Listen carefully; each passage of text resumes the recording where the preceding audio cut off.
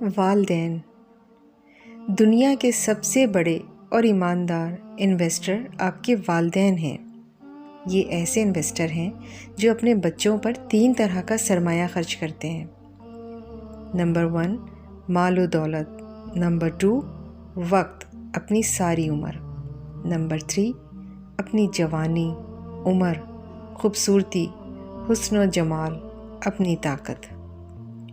اور یہ والدین ایسے انویسٹر سرمایہ کار ہیں کہ اپنا وقت، عمر، پیسہ اور اپنی سوچ و فکر سب قربان کرتے ہیں، وہ بھی بنا کسی لالچ کے۔ انہوں نے کبھی یہ نہیں سوچا کہ جس پر وہ اپنا انویسٹ کر رہے ہیں کیا وہ انہیں آگے جا کر کوئی فائدہ پہنچا پائے گا کہ نہیں۔ بنا کسی فکر و فائدے کے وہ اپنے بچوں پر انویسٹ کیے جاتے ہیں اور کیے ہی جاتے ہیں۔ مگر آخر جب وہ زندگی کی بھاگ دوڑ اور آپ کی خواہشات کے محلوں کی تعبیر کر کے اپنی عمر کی اس منزل پر پہنچتے ہیں جہاں پر وہ اپنی ساری مضبوطی آپ پر قربان کر کے خود کمزور پڑ جاتے ہیں، بس پھر وہی سے ان کے دل میں ایک عارضانہ سی خواہش جنم لیتی ہے۔ اور وہ خواہش پتہ ہے کیا ہے؟ کہ جس طرح ہم نے اپنے بچوں کے کمزور اور لڑکھڑاتے قدموں کو مضبوطی بخشی، ان کا ہاتھ تھام کر انہیں چلنا سکھایا، انہیں پیار و محبت اور شفقت سے پالا، بالکل اسی طرح ہمارے بچے بھی ہمارا سہارا بنے۔ والدین کی عارضانہ خواہشات۔ ہم چلنا بھول گئے ہیں، ہمیں چلنا سکھائیں۔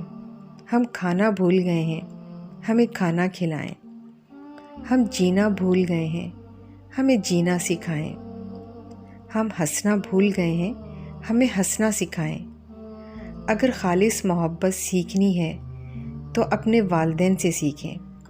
ایک نگاہ ان کی طرف اٹھا کر تو دیکھیں، آپ کو خود ہی اندازہ ہو جائے گا کہ آپ کو بناتے بناتے انہوں نے خود کو خاک کر لیا ہے، اور بدلے میں آپ سے کوئی ڈیمانڈ نہیں۔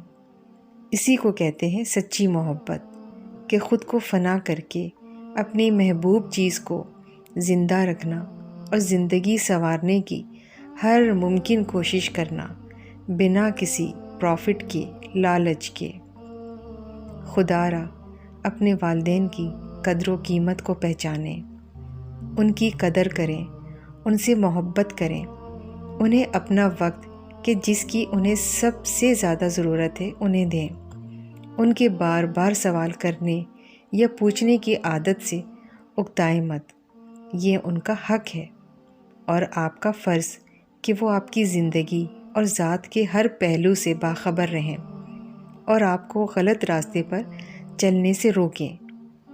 اپنے والدین کی روک ٹوک کو برا نہ جانیں، بلکہ ایک نعمت سمجھیں، کیونکہ وہ آپ کو ان کی ٹھوکروں اور برے تجربات سے محفوظ رکھنا چاہتے ہیں کہ جن سے وہ خود گزر چکے ہیں۔